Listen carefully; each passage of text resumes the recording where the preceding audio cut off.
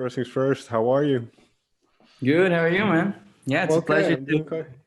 to talk to you guys on the other side of the country. At least we can do those interviews, right? Yeah, exactly. Makes sense. No, it's amazing what technology has allowed us to do at this point. So that's the positive, I would say. For Before we sure. get into the music, I'd like to jump back now. I don't know exactly when you moved back to Brazil because you were born in San Diego, right? Do you have any memory of that time? Well, I moved when I was really young to Okay. Brazil, but then I moved back to the US when I was 18, Okay. and I moved to LA, and then I did my college there. I did music business and Hmm. production classes over there. And then I started my first band in Los Angeles, which was really great. We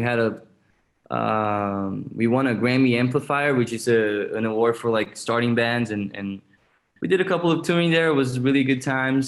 And then I moved back to Brazil.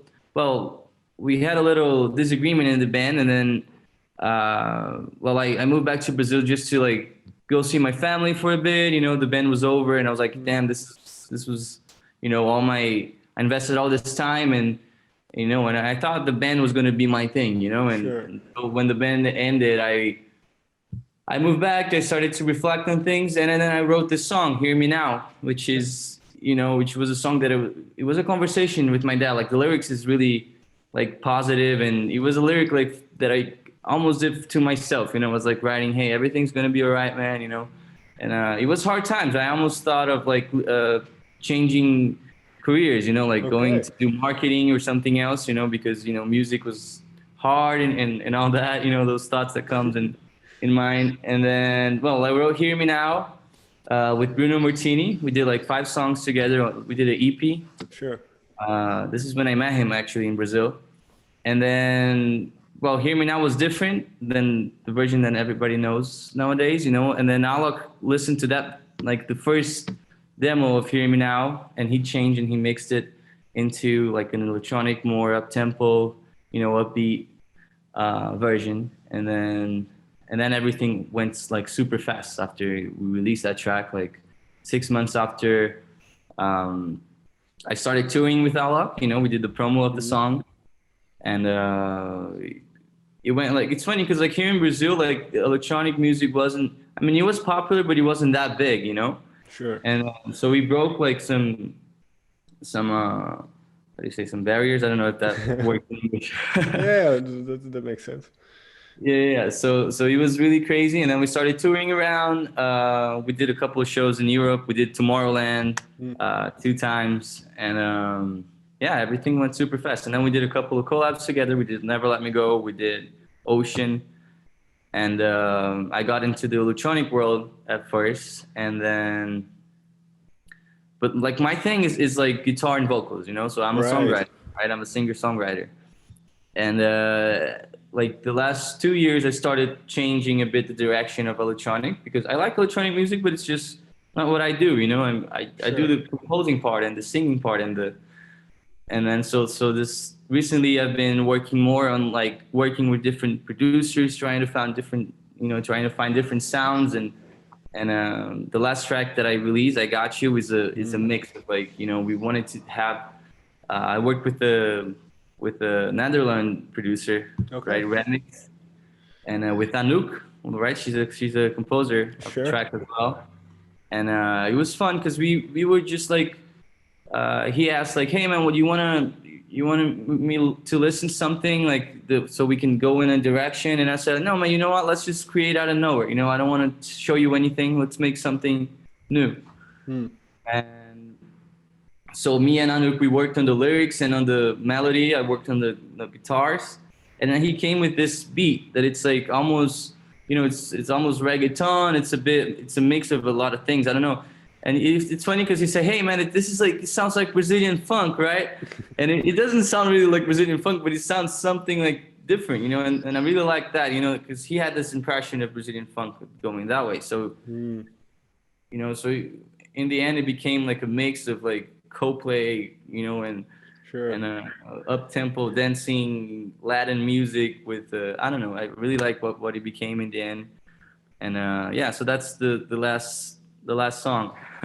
And then obviously you have Reset, which is like you say, it's a kind of interpretation of your songs, but then in the way you would do it with acoustic guitar and that kind of stuff. So what I find interesting then, because when you grew up, what kind of music did your parents play? Was it Brazilian music, or was it just regular pop music like the Beatles and stuff? Yeah, it's funny because like my parents, they weren't a lot into music, so I Okay.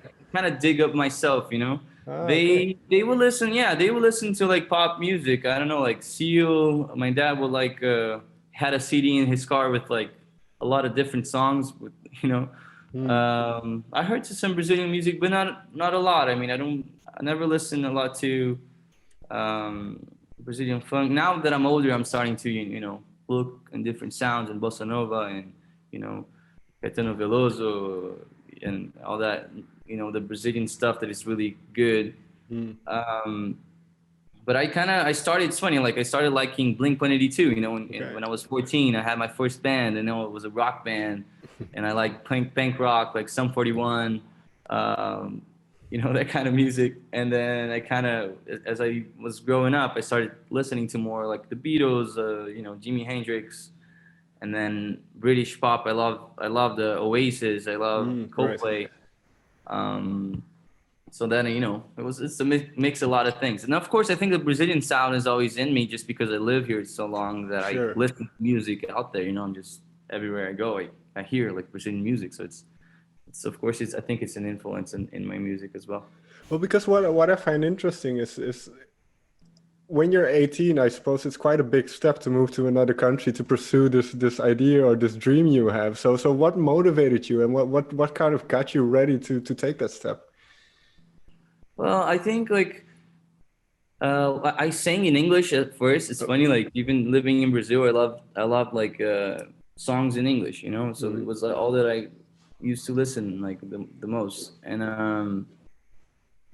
also I feel like I don't know. It's like the Hollywood dream kind of. You know? We all have that, but I have family in San Diego, and I had a friend that told me about this college in LA, and I really like how they, you know, they were structured, in, you know, based in Hollywood, and a lot of people around there that could up my game. You know, I think like when you go to a place, there's a lot of competition, a lot of musicians, a lot of good music. You gotta you gotta study. You feel less if you don't study. You're gonna go in a play in a band and everybody's like playing like crazy, and you're like, so it was something to improve my music and my so, and also, I don't know here. Yeah, maybe because of the English and that, I wanted to improve. And someone told me about this college, a friend of my dad's, and I say, you know what, let's go. I'm American as well, so I don't have any issues like with Sure. living there. And and that was the big decision. But it was a hard decision. Like when I was like 18, my dad and my mom, they're super supportive. My dad has a book about like the positive mind and all Okay. that. So he's a doctor, and so he always, he always told me to do what makes me happy, Okay. and, which was really good thing. But like my friends and everybody in society is kind of hard with with people that want to become musicians, right? It's kind of crazy. I Sure. don't know. It's like that in the Netherlands, but here in Brazil, it's like kind of. So I had it was a tough decision to make. Like, hey, I'm gonna do music. That's what I like, and I almost went to different colleges, but in the end, I was like, what, let me go all in. Let's move. Let's go to LA and. And then the band you mentioned earlier was Bonavox, which did quite well. And well, you say when you came back, that was a tough time because of the band broke up. Weren't really clear as to what to do. What kind of set you on the right path then to think, well, no, I do want to do this music. I do want to keep on doing this. I think like it was always my family. I got to be really grateful for them. Mm.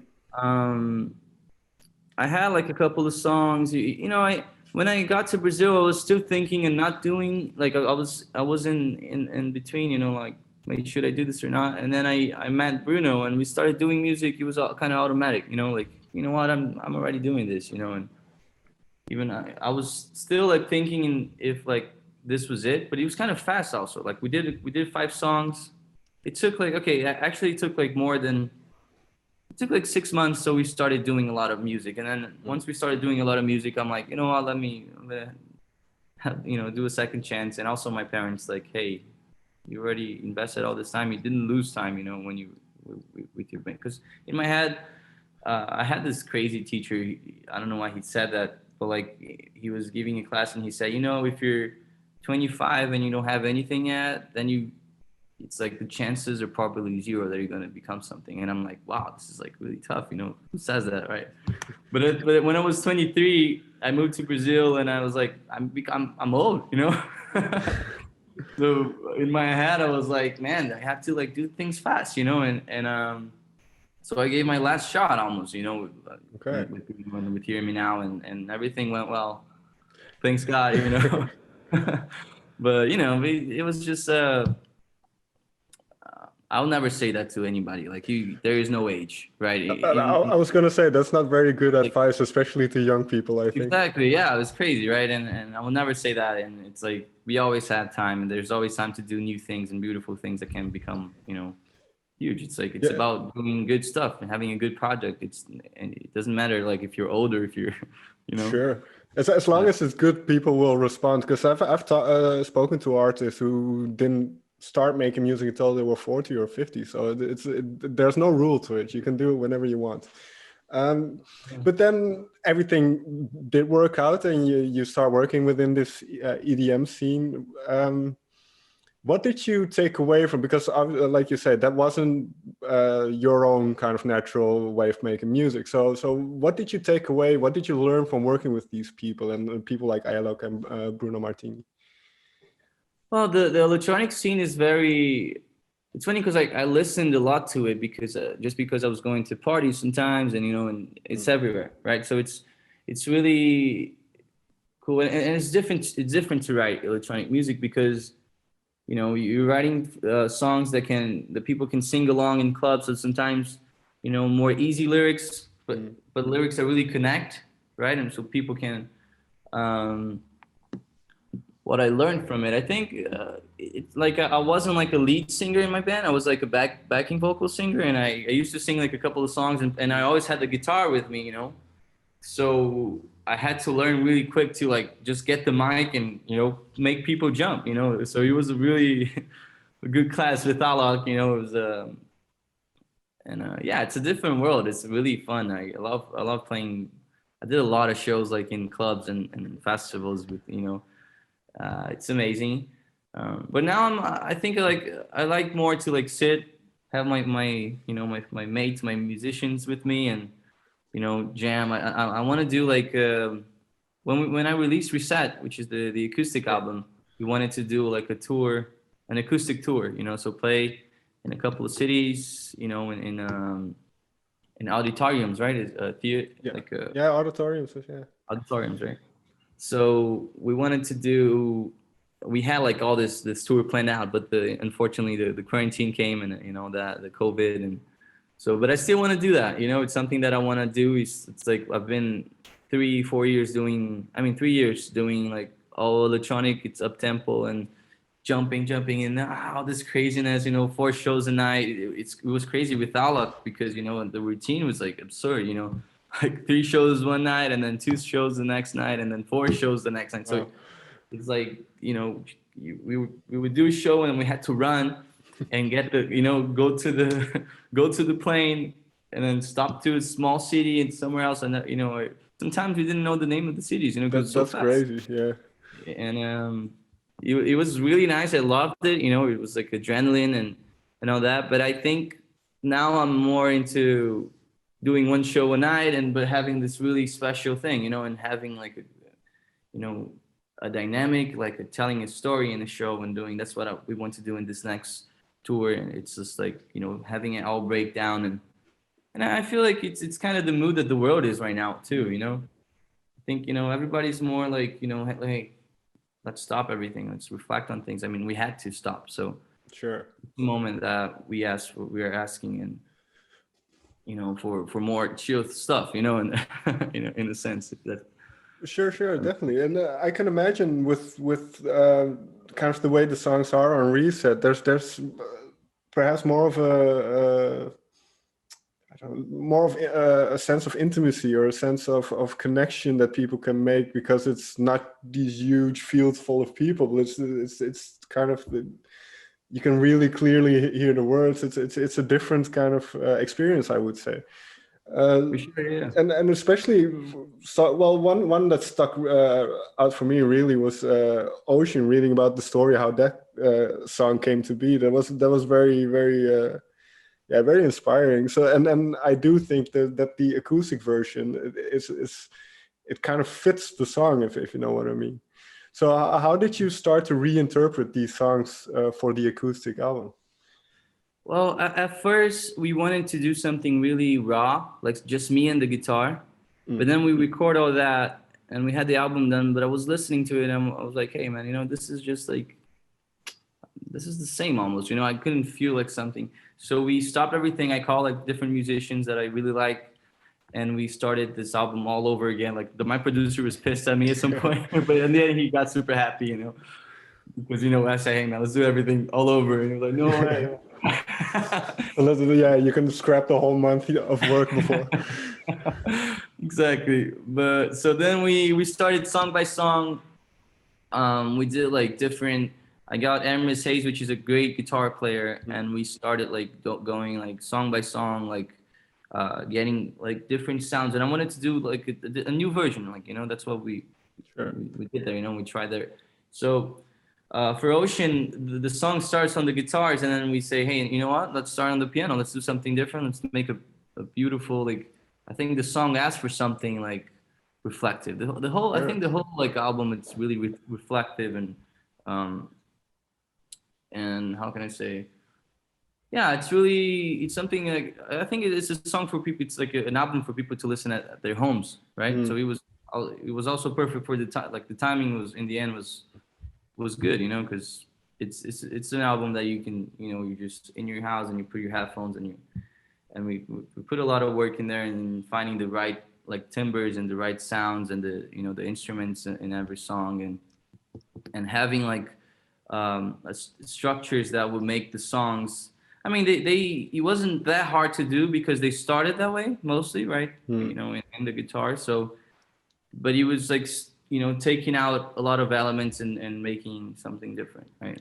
Right. And well, one thing I find very interesting then is also singing in Portuguese, because was that something that you thought about a lot before doing these couple of songs? So the Portuguese, because I was in Brazil for so long and I have a lot of Brazilian fans, we started. People always ask me like, "Hey man, you speak Portuguese fluently. Why can't you like write a song?"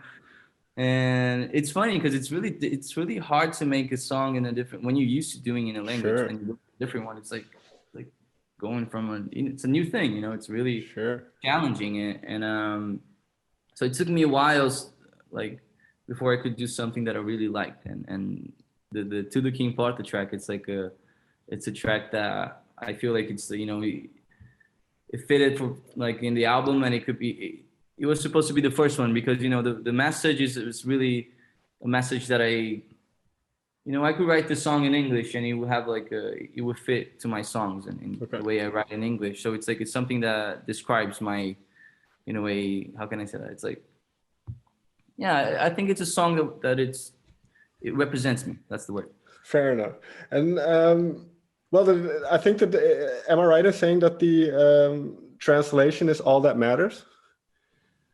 Yeah, all that matters. That's So, the truth. so and then, like you say, that kind of then encompasses what matters to you, and then I'm going to put it very simply: what are the things that matter to you? And especially if we look at the world as it is today, and then you get time to reflect about what is important to you and what is, yeah, what are the things that you still want to do in life? So have you found somewhat of an answer to those questions? I think we're always looking for it, right? That's the thing that Mm, we're always looking for, and that's the beauty of it. That we're always on the way to find, the meaning of life and all that matters. right. And I think it's like for me, it's like I think it's having always a goal and going after it, and that's and having the adventure, the journey is part of it's Mm, part of the game, right? So and it's that song, it talks specifically like about having having someone around, and I also believe that I like to be with people. I like to be with my family. I have my girlfriend now, and that song is specifically it says like I don't have to translate it in my head, but it's like um where do you want to go, it's like yeah. Is it pretty as the sunrise? um if that's uh if that's how it is, then it's all that matters, mm. and the sky can even change, you can go dark. I have to like you. The sky can go dark, but when I look at you, it's all that matters, so it's like Mm, when you have someone around, and I mean, when we lose people, when like in quarantine, when we felt like, hey man, I can't see people anymore, and then we felt lonely, at some sure. point, and then when we lose things, then we really give them value, so it talks about that, and I feel like, well, all that matters for me in my life, it's like having good people around, having people that help you to grow, and going positive, and being in the right place, and then at the right time, and so that you can feel happy, being happy, it's all that matters for me. Right. And then I suppose obviously music is a big part of being happy for you. So in terms of it might be difficult to think about now because the world is kind of still shut down. But are you a very ambitious person because of kind of the EDM thing, and your name has gotten out there? People, especially in Brazil, I think. I can't remember what the stat was, but a lot of people have heard your song. So, are you a very ambitious? Do you have a lot of ambition for what you want to do with your music? Yeah, for sure. I think like we always, as artists, we always want the most people to listen to our music, right? Mm, So I have a lot of ambitions. Yeah, I still want to do big things, for the next world albums, and musics, and songs, and um, but at the same time, I want to do what I believe in and what makes me happy. I'm not like gonna surrender to things that I don't believe and then I don't agree with sure. just to get there, and just to to get farther. I think we can go far being truthful to ourselves and doing like the honest music and honest art, and I think when we do that, that's when we get, you know, when we get the further, yeah, Yeah, missing. well, that's what I hear a lot from musicians, that when they try to kind of write a hit or go down that road, it didn't work. But once they said, "Fuck it, I'm just gonna make what I like," then it started taking off. So I do think there's uh, a big thing to be said for kind of being genuine and just For sure. No, and I mean, like it's sometimes it's really hard to have a huge hit, because there's a lot of like opinions out of like a mm, lot, everyone's like giving you trying to give you advice. It's not like they're trying to like you know um, they're trying to help you, but like when you have a lot of advice, it kind of mixes up your head. It's like, man, mm, what am I doing? Should I do this just because it's what's happening, or should I do that? And then I think it's like when you can lose track, so you gotta be careful with that. And I had a point in my life where I was like, man, everything I released, I would be like, wow, this is not like, it's not 500 million plays. It's not going well. It had like 50 million plays. It's good. So at some point, it's crazy what the mind does with us. And sure. in the artist world, in the music world, when we had like, with all these numbers, it's kind of, you can get lost with it. So it's good to, keep on track. And that's, like you said, I mean, when we do like the honest music and what's true, what's the truth to ourselves, then I think everything works well. The period that you just, because it just reminded me, I might be wrong here, but what you mentioned just now, is that what Too Late is about, that song where you're trying to figure out where you are, yeah, how to do this thing, how to figure out how to do this music thing? Yeah, that's a song that talks about this. Yeah, for sure. Too late. Yeah, I wrote it in this part of my life that I was Okay. like, hey, people, like, just stop telling me what to do. Let me just do it my way. I'm gonna figure things out, and I'll just figure it out. That's just it. So let me just work on it. And I wrote this song actually in 2000. Yeah, 2018, Hmm. and then it took a while for me to release that one because it was a different thing that what I was doing before too, and I don't know. It took me. I wish I did it. I released it before, but now I'm doing things my way.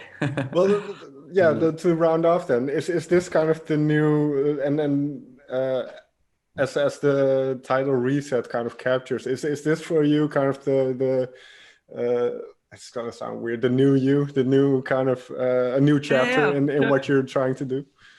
For sure, it's a new chapter. It's like now I'm going back to the roots in Zeeba and like starting and also like we said it was also to show people like 'cause there was a lot of confusion like because there's a lot of names in the songs and like hey who's Right. this guy, who's the singer, who's the DJ, and so even here in Brazil like people would they recognize me a lot because they saw me on television a lot, but because I sing in English, sometimes people would just like, "Hey, Zeeba, picture," not speaking my language. I speak Portuguese, so that's why the song in Portuguese too. And it was something to like show people who I really am, and I happen to be like, I don't know, I was doing a show like far away from São Paulo in this small town, and there was a lot of people there, and like the host said like now DJ Zeeba, and I'm like, hey man, I'm not a DJ, and then I started with my band, and I mean, of course, the crowd, like, the fans know, but yeah, we always want to reach more people, and those people, like, the song, like, "Hear Me Now" became bigger than the artist sometimes, Right, something. right, right, right. So that's what we're trying to do now. It's like, hey man, this is me, this is the this is Zeba. I write, I sing, I play the guitar, and yeah, now I'm trying to find new sounds, and those are the next steps. Excellent. Well, Ziba, thank you so much for taking the time to sit down with me.